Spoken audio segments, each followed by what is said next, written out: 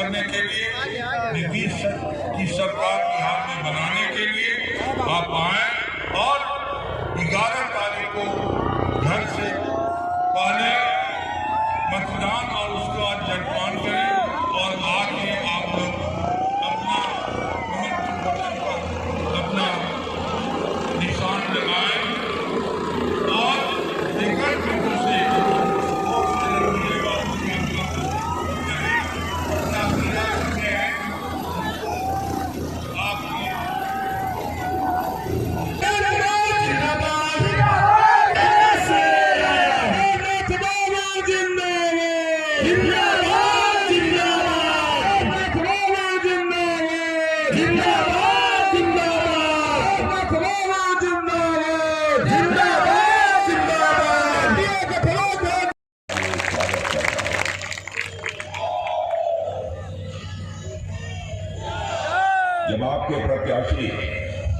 जब आपके प्रत्याशी रणविजय सिंह भाषण दे रहे थे तो मैं नीचे से लेकर ऊपर तक रणविजय सिंह की तरफ देख रहा था और उनकी बातों को बहुत ही गौरपूर्वक मैं सुन रहा था।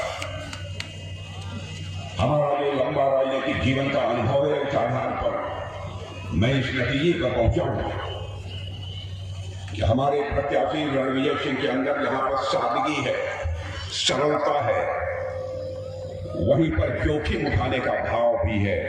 और जरूरत की बात मुझे बहुत अच्छी लगी, उन्होंने कहा कि मेरे ऊपर जिस दिन कोई भ्रष्टाचार का आरोप लग जाएगा मैं राजनीति से संन्यास ले लूंगा।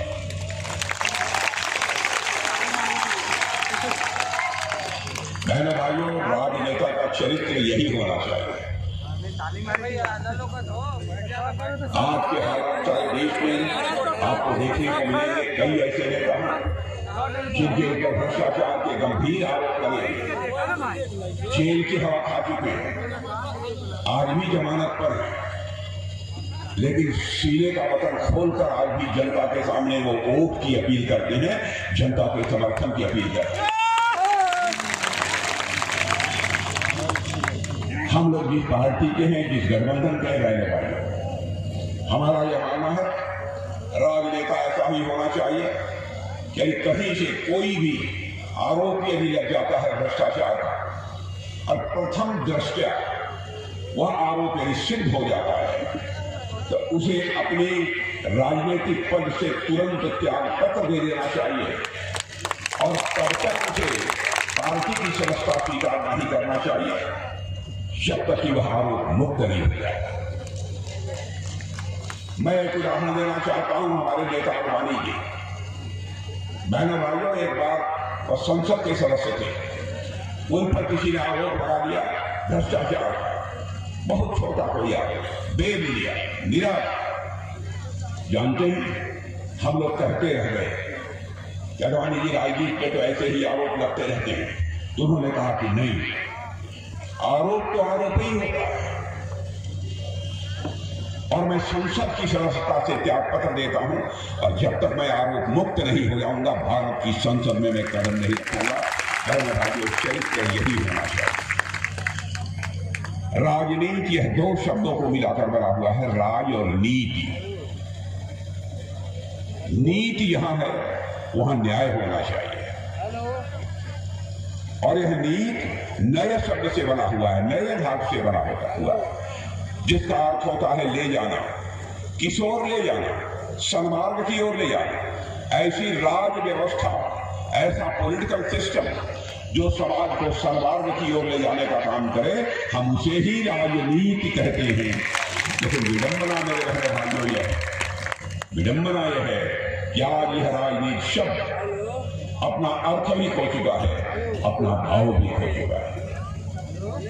जो जेल की हवा भ्रष्टाचार में कई बार खा चुके हैं, आज भी भ्रष्टाचार का आरोप लगे, वो गठबंधन बनाकर हम लोगों के खिलाफ चुनाव लड़े। क्या उनके यहाँ कोई दूसरा नेता नहीं जो उनके गठबंधन का नेतृत्व करता? जहां तक हमारे नेताओं का प्रश्न है मेरे बहन भाइयों, मैं कह सकता हूं केंद्र में चाहे हमारे प्रधानमंत्री मोदी जी हो, चाहे यहां पर हमारे एनडीए के नेता श्री नीतीश कुमार हो, कोई मां का लाल उंगली उठाकर नहीं कह सकता कि उनके भ्रष्टाचार पर कोई भी दाना नहीं दिया, एक भी दाना। राजनीति से ही कहते हैं। मैं एनडीए के बारे में कहना चाहता हूं, यह केवल दलों का गठबंधन नहीं है मेरे बहनों भाइयों, यह नेक इरादों का गठबंधन है। और जो हम लोगों ने घोषणा पत्र जारी किया है उसके बारे में भी मैं कहना चाहूंगा कि बहनों भाइयों, ये वादे नहीं है, वादे नहीं।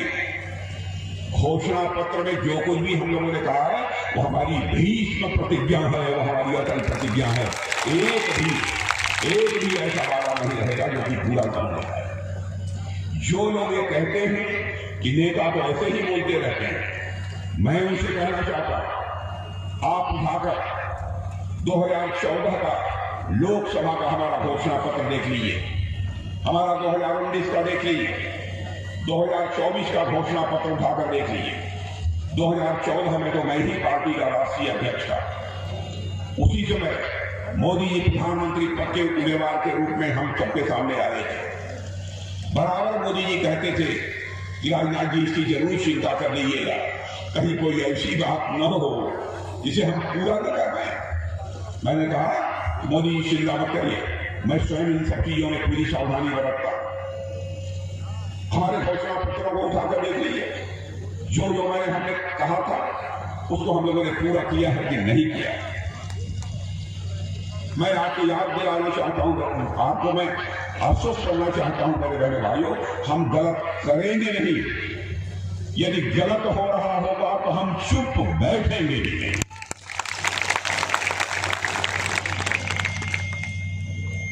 यह हमारा चरित्र है। गलत हो रहा हो और चुप्पी साथ कर हम बैठे नहीं, यह भी गलत है। राजनीति में शुचिता होनी चाहिए, पवित्रता होनी चाहिए, ईमानदारी होनी चाहिए। कृति और कथन, कहने और करने में कोई अंतर नहीं होना चाहिए। और आजाद भारत के इतिहास में नेताओं के कहने और करने में अंतर होने के कारण ही भारत की राजनीति और भारत के नेताओं पर से जनता का विश्वास धीरे धीरे समाप्त होता चला गया और भारत की राजनीति में विश्वास का संकट पैदा हो गया। और जब किसी को गाली देनी होती है, झूठा और फरेब साबित करना होता है, तो लोग कहते हैं बहुत झूठ बोलता है, नेता हो गया है। पहले बार यह दावा बिकना चाहिए। मैं तो सारे राजनीतिक दलों से कहना चाहता हूं, इसे चुनौती के रूप में आप स्वीकार करिए, चाहे कोई किसी भी दल का हो, हमारे दल का अथवा किसी भी दल का कोई जो कहो वह करो। कहने और करने में अंतर होता है तो विश्वास का संकट पैदा होता है। और मैं समझता हूं किसी भी इंसान के लिए विश्वास का संकट यह सबसे बड़ी चुनौती होती है मेरे बहनों भाई। अब चुनाव आ गया है, आपको यह फैसला करना है कि आने वाले वर्षों में बिहार को विकसित बिहार बनाना है या फिर से जंगल राज की ओर ले जाना है। यह फैसला भी करना है तो आपको ही करना है मेरे बहन। और मैं कहना चाहता हूं, भारत तो विकसित भारत बनने जा रहा है। मैं इसके उदाहरण भी आप सबके सामने रखूंगा, लेकिन मैं दावे के साथ कह सकता हूं इस बात को भी, भारत विकसित भारत तभी बनेगा जबकि हमारा बिहार भी विकसित बिहार बनेगा। मैं नहीं कहता हूं बिहार में हमारी एनडीए की सरकार में आने के बाद सारा करिश्मा कर डाला, लेकिन इतनी बात मैं जरूर कह सकता हूं कि आरजेडी की हुकूमत थी, लालू जी मुख्यमंत्री हुआ करते थे, लालटेन का युग था। उस युग से हमारी एनडीए की सरकार ने बिहार को बाहर निकालने में कामयाबी हासिल की है, यह बात को मैं कह ही सकता हूं। आज बिहार 15-20 वर्षों में पहले की अपेक्षा, जिन लोगों ने 15-20 वर्षों के पहले बिहार को देखा होगा और आज जो बिहार को देख रहे हैं, उनको एक परिवर्तन स्वाभाविक रूप से देखने को मिलता होगा। मैं बताऊं, मैं 2-3 साल के बाद मैं पटना, आज के 2 महीने 2.5 महीने पहले सारे प्रदेश के कार्यकर्ताओं का सम्मेलन था, उसको संबोधित करने के लिए मैं आया। जब मैं पटना में चल रहा था, फ्लाईओवर्स बने हुए थे। अरे मैंने कहा ये तो पटना बदल गया। आज मैं बिहार में जहां जहां जाता हूं, हमारे रिश्ते नाते संबंध सब बिहार है। बहुत बड़ा बदलाव हमको देखने को मिलता है मेरे भाई। इसलिए हमको बिहार को विकसित बिहार बनाना, फलता फूलता बिहार बनाना। बिहार यदि विकसित बिहार बनेगा तो हमारा भारत भी विकसित भारत बनेगा मेरे भाई। ये कैसे संभव है? क्या के मन में सवाल नहीं खड़ा होता है? अरे भाई भाषण दे रहे हैं, कैसे होगा? हाँ होगा, हो रहा है। मैं एक उदाहरण रखना चाहता हूं और अपने प्रेस के दोस्तों को कहना चाहता हूं, यहाँ के पढ़े लिखे जागरूक नागरिकों को भी कहना चाहता हूं, हमारी कोई बात गलत हो, सार्वजनिक रूप से स्टेटमेंट देकर मेरी आलोचना कर दीजिएगा, मैं उसका स्वागत करूंगा। बहनों भाइयों, 2014 में मोदी जी के नेतृत्व में जब हमारी सरकार बनी तो धन दौलत के मामले में दुनिया के देशों में 11वें स्थान पर था। आज आपको जानकर खुशी होगी, साल डेढ़ साल पहले ही हमारा भारत जो धन दौलत के मामले में दुनिया के देशों में 11वें स्थान पर खड़ा था, वो जंप लेकर आज 4थे स्थान पर पहुंच चुका है। और सुन लीजिए मेरी बात, मैं नहीं कह रहा, बल्कि दुनिया की मानी जाती वित्तीय संस्थाएं, मैं एक संस्था का नाम बता देता हूं, मॉर्गन स्टैनली। पढ़े लिखे लोग जाकर अपने वेबसाइट पर देख लें। मॉर्गन स्टैनली एनडीए ही कर सकते और कोई नहीं कर सकता। आरजेडी का यहां तक चले था, तेलंगाना के चीफ मिनिस्टर का मैंने सुना, उन्होंने कहा कांग्रेस का मतलब मुसलमान और मुसलमान का मतलब कांग्रेस।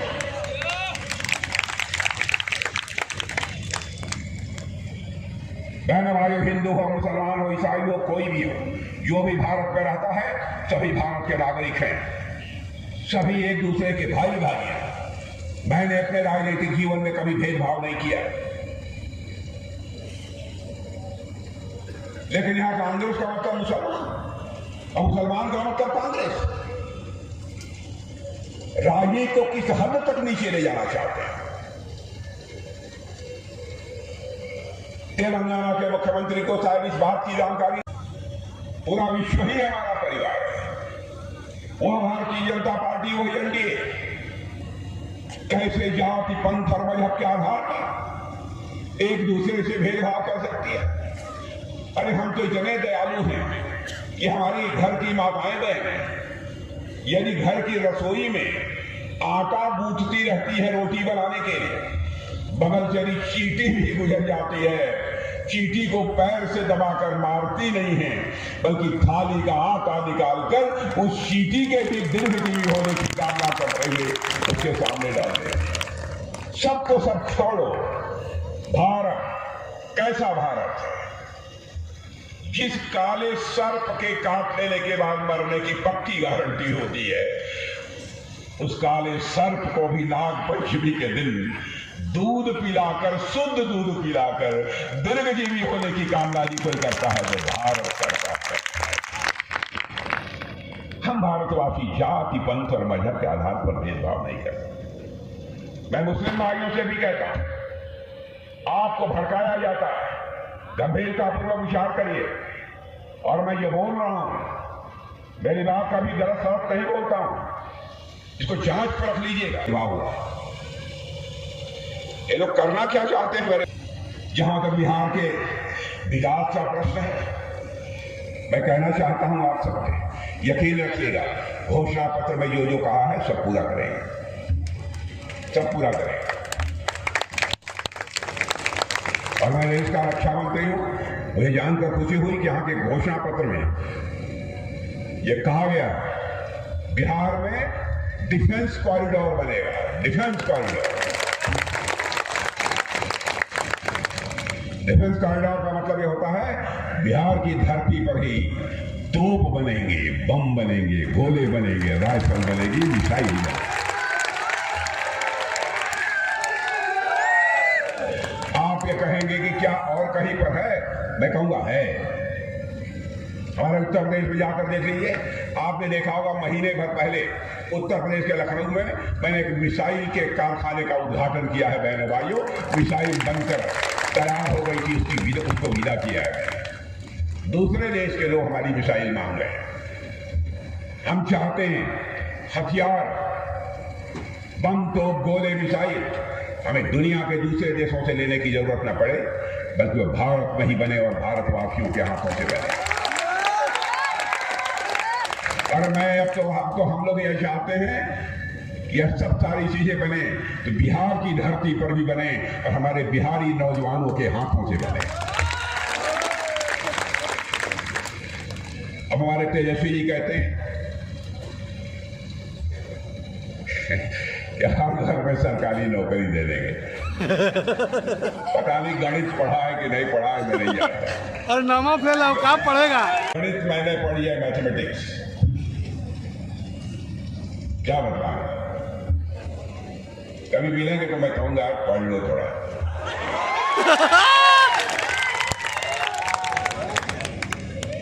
क्या क्या बातें कहते हैं कि हर घर में एक सरकारी नौकरी दे देंगे। बहनों भाइयों, वो हम कर देंगे, लेकिन हम नहीं कर सकते। हम झूठ नहीं बोलेंगे। बिहार का बजट ही 3 लाख, 3.25 लाख करोड़ का है और हर घर में एक नौकरी, सरकारी नौकरी यदि दे देंगे तो लगभग 12-13 लाख करोड़ रुपए खर्च होंगे। कहां से लाएंगे? अरे झूठ की भी कोई हद होती है, झूठ की भी कोई सीमा होती है। लेकिन उन्होंने मान लिया बिहार की जनता अनपढ़ है, बिहार की जनता के अंदर जो जागरूकता होनी चाहिए वो नहीं है। जो मनाए सो होगी है, ये नहीं चलेगा। हाँ, यह बात जरूर है, जहां सरकारी नौकरी देने की जरूरत है सरकारी नौकरी भी हम लोग देंगे और हम ऐसी मुकम्मल व्यवस्था सुनिश्चित करेंगे ताकि जो नौजवान काम करना चाहता है, काम करने की क्षमता रखता है, उस नौजवान के हाथों के को एक रोजगार का अवसर मिल जाए, यह जरूर हम मुहैया करें। जो सच्चाई है वो यही है। इसके लिए हम लोगों ने तय किया है लघु, सूक्ष्म, मध्यम और बड़े ऐसे उद्योगों के लिए, ऐसे उद्योगों के 100 पूरे बिहार में पार्क बनाए जाएंगे जहां हमारे देश के नौजवानों के हाथों को रोजगार है। रोजगार सभी को होना चाहिए, लेकिन सरकारी नौकरी सबको मिल जाएगी। बहनों भाइयों, किसी भी सूरत में संभव नहीं है। अरे जहां जाएंगे बाहर सीना ठोक कर कहेंगे आइए ना हमारा एनडीए के बिहार में, आइए ना हमारा एनडीए के बिहार में, हमारा विकसित बिहार में। आइए लोग जाते हैं तो क्या कहते हैं, आरजेडी कांग्रेस के लोग, आइए ना हमारा बिहार में, कट्टा मार देंगे कपाड़ में। यह हालत है लोगों की। बहनों भाइयों, आज कुछ दिन पहले, मैं पहले भी बोल चुका हूं, मुझे बहुत ही चिंता हुई इस बात की। एक 6 साल या 7 साल का छोटा बच्चा था जी, पकड़ ले, बहुत बड़ी सभा थी, पकड़ लिया आने वाले थे शायद पकड़ लेती एक बार में। उस बच्चे को खड़ा कराकर उसके सिर पर पगड़ी गड़ी बांध कर उससे भाषण कराया जा रहा था, भाषण कर रहा था, उसको रटाया गया। उस बच्चे बेचारे का क्या दोष है? वो कह रहा था पहले हम लोग बहुत पिछड़े हुए थे, बहुत पिछड़े हुए थे, हम लोगों को लोग अनपढ़ कहते थे, अनपढ़ कहते थे, हम लोग डंडा लेकर चलते थे। लेकिन अब वो कहता है जिस दिन तेजस्वी भैया बन जाएंगे मुख्यमंत्री तो अब डंडा लेकर नहीं चलेंगे, हम लोग कट्टा लेकर चलेंगे। बचा लीजिए बिहार को मेरे बहने भाई, इनके हाथों में नहीं जाना चाहिए। बराबर जाति धर्म की यह सब राजनीति करके इन लोगों ने बराबर देश को बहुत बड़ी क्षति पहुंचाई है। हम लोगों का जहां तक सवाल है, हम लोग चाहते हैं हर वर्ग का सशक्तिकरण हो, पर्यटन का भी विकास करेंगे। दुनिया के देशों से लोग बिहार में भ्रमण करने के लिए आएंगे, घूमने के लिए आएंगे। यहाँ के तीर्थ स्थानों का दर्शन करने के लिए आएंगे। सीता मैया का भव्य मंदिर कैसा बन रहा है, सभी जाकर आप लोग देख सकते हैं। किसान सम्मान निधि में पहले हम लोग 6,000 रुपया देते थे, बन जाने दीजिए सरकार, 3,000 और देंगे, 9,000 रुपया प्रधानमंत्री किसान सम्मान निधि। मछली उछली खाते हैं कि नहीं आप लोग? मछली खा ले सचमुच, मछली खा ले तो मछली पालकों को पहले 4,500 मिलता था, लेकिन हम लोगों ने तय किया है कि मछली पालकों को हम 9,000 रुपया बढ़ा दें। प्रमुख फसलों को की खरीद हम एमएसपी पर करेंगे, न्यूनतम समर्थन मूल्य है उस पर जो हम फसलों की खरीद करेंगे। मैंने कई ऐसे प्रभावी कदम उठाएंगे। गरीबों के लिए केजी से लेकर पीजी तक की शिक्षा मुफ्त में दी जाएगी। केजी से लेकर पीजी तक गरीब लोगों को, मत मान लीजिएगा सबको, जो पढ़ा सकते हो पढ़ाएं। कहने भाइयों, जमाना चला गया, जब तक रहेगा समोसे में आलू तब तक रहेगा बिहार में लालू। अब वो पुराना समोसा खत्म। समोसा केवल आलू से टेस्टी स्वादिष्ट नहीं बनता है, काजू भी चाहिए, किशमिश भी चाहिए, मटर भी चाहिए, मसाले भी चाहिए। अब तब स्वादिष्ट समोसा बनेगा, और स्वादिष्ट समोसा कोई बना सकता है तो एनडीए भी बना सकती है। इसलिए मैं आप लोगों से अपील करना चाहता हूं, आपका समर्थन प्राप्त होना चाहिए। भारत तेजी से आगे बढ़ रहा है, भारत अब कमजोर भारत नहीं रहा है, भारत ताकतवर भारत बन गया है। ऑपरेशन सिंदूर में आप लोगों ने देख लिया है मेरे बहनों भाई, मई के महीने में पाकिस्तान से कुछ आतंकवादी चोरी छुपे भारत की सीमा में घुस आए, और हमारे कुछ ऐसे नौजवान जो अपने परिवार के साथ, ऐसे लोग अपने परिवार के साथ कश्मीर की वादियों में घूमने के लिए गए।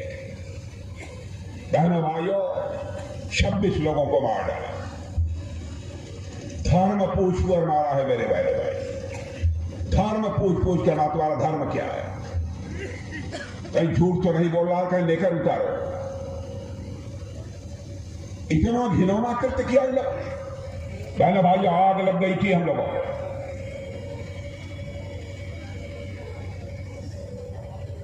दूसरे दिन ही मैंने तीनों सेनाध्यक्षों की बैठक बुलाई और चीफ ऑफ डिफेंस स्टाफ, राष्ट्रीय सुरक्षा सलाहकार। मैंने अपने सेनाध्यक्षों से पूछा, इन आतंकवादियों के खिलाफ हमको ऑपरेशन करना, आप लोग तैयार हैं? बहनों भाइयों, आपको जानकर खुशी होगी, हमारे तीनों सेनाध्यक्षों ने कहा कि हम जब भी आदेश होगा हम इन आतंकवादियों के खिलाफ ऑपरेशन करने को तैयार हैं।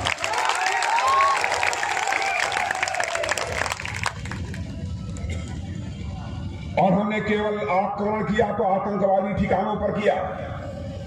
मैं मुस्लिम भाइयों को भी कहना चाहता हूं, हमने पूरी सावधानी बरती कि जहां आम नागरिक रहता है, नागरिकों के किसी भी स्थान पर मिसाइल नहीं जानी चाहिए, गोले नहीं गिरने चाहिए, उनको किसी भी प्रकार की क्षति नहीं पहुंचनी चाहिए। यह है भारत। केवल आतंकवादी ठिकानों को टारगेट किया हम लोगों ने, सभी टारगेट किया। बड़ी संख्या में लोग मारे गए, बड़ी संख्या में लोग मारे गए। घिनौना काम किया, धर्म पूछ कर मारा। हम लोगों ने धर्म पूछ कर नहीं मारा, हमने उनका कर्म देखकर मारा मेरे बहनों भाइयों, कर्म देखकर।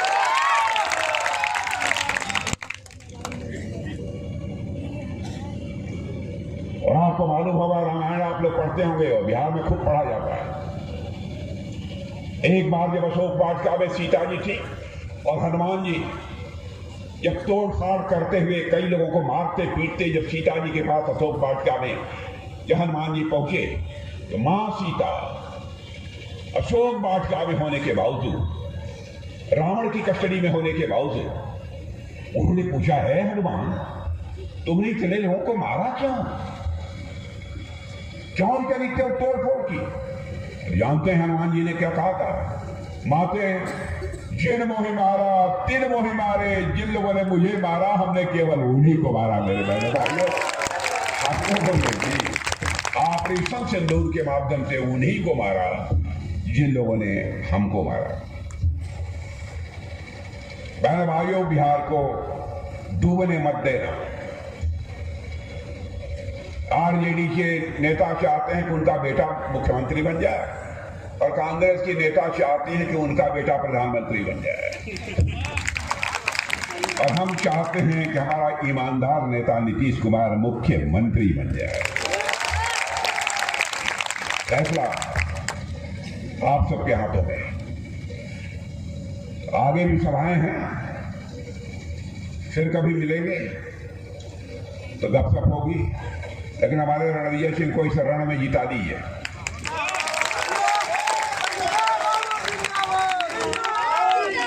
इस रण में जिता दीजिए, बना के रखिए जरा। और आप लोगों ने 3 बार इन्हें जिताया है ना, 3 बार के बाद भी कोई भ्रष्टाचार का आरोप हमारे रणवीर सिंह पर नहीं है। लेकिन बहनों भाइयों, आपने देखा होगा या तो राजनीति का मैदान, या तो राजनीति का मैदान, क्रिकेट के मैदान में देखा होगा एक रन बनता है तो ताली, लेकिन जिस समय क्रिकेटर बल्लेबाज चौका मार देता है उस समय तालियों की गड़गड़ाहट।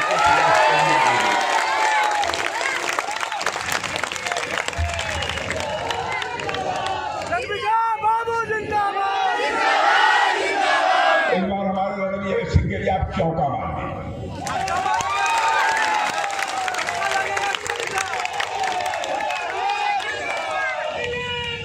और इस बार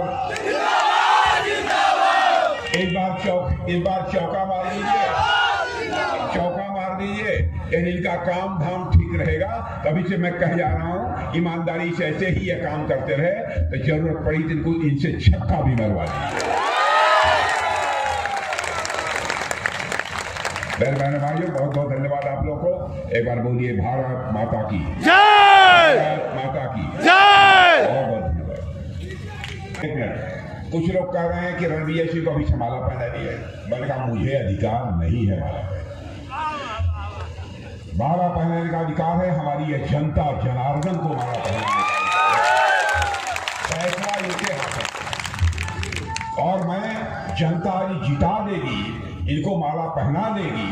और रणवीर सिंह उसके बाद कभी कहेंगे एक बार फिर आ जाइए, तो बहनों भाइयों मैं जरूर आऊंगा।